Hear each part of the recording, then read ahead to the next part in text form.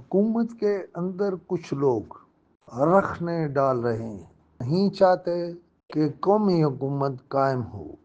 عمران خان نے مذاکرات کے لیے ایک کمیٹی قائم کر دی ہے، لیکن خواجہ آصف جیسے مسلم لیگی نہیں چاہتے کہ مذاکرات ہوں اور امن ہو، حالانکہ وہ وزیر دفاع بھی ہیں۔ وہ ان معاملات کو جو صدر ٹرمپ کے اقتدار میں آنے کے بعد، یعنی اس اناؤنسمنٹ کے بعد کہ وہ صدر ہوں گے، خواجہ آصف کو میں نے دیکھا ہے کہ وہ امریکی صدر کے معاملے کو بھی مذاق میں اڑا رہے ہیں۔ میرے خیال ہے خواجہ آصف یہ سمجھتے ہیں کہ وہ آئندہ کوئی بھی حالات ہوئے اقتدار میں نہیں ہوں گے، اور یہ جو پاکستان میں انٹرنیٹ کے ساتھ ہوا ہے، یہ بھی میں خواتین و حضرات سے کہوں گا کہ وہ یہ تحقیق ضرور کریں کہ وہاں خواجہ آصف کا کیا رشتہ ہے۔ اس وقت دراصل حکومت کے اندر کئی حکومتیں چل رہی ہیں۔ میاں شہباز شریف ملک کی اکانومی کو ٹھیک کرنے کے لیے لگے ہوئے ہیں، اور افواج پاکستان اس نقطے پر، اس ایک نقطے پر کا پورا ساتھ دے رہی ہے۔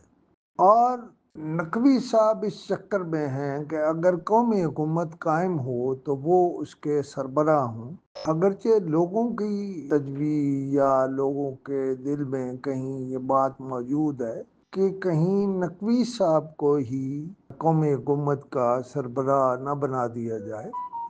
مجھے تو اس میں کوئی اختلاف نہیں، لیکن میں یہ سمجھتا ہوں کہ قومی حکومت اس طرح سے نہیں بنے گی۔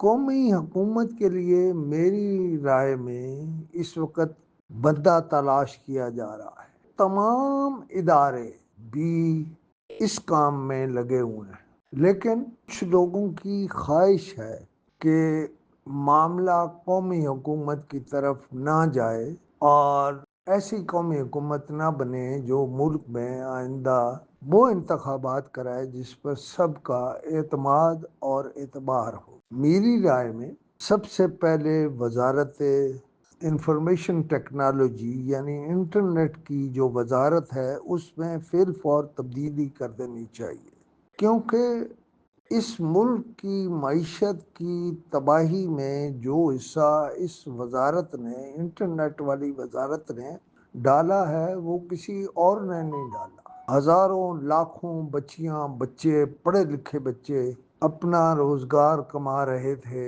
اپنی آمدنی کما رہے تھے، اور بہت سارے لوگ گھر میں بیٹھ کر عزت سے پیسے کما رہے تھے، لیکن اس کو کیوں خراب کیا جا رہا ہے اور کیوں خراب کیا گیا ہے، اس کا جواب میں آپ کو اگلے پروگرام میں دوں گا۔ خدا حافظ۔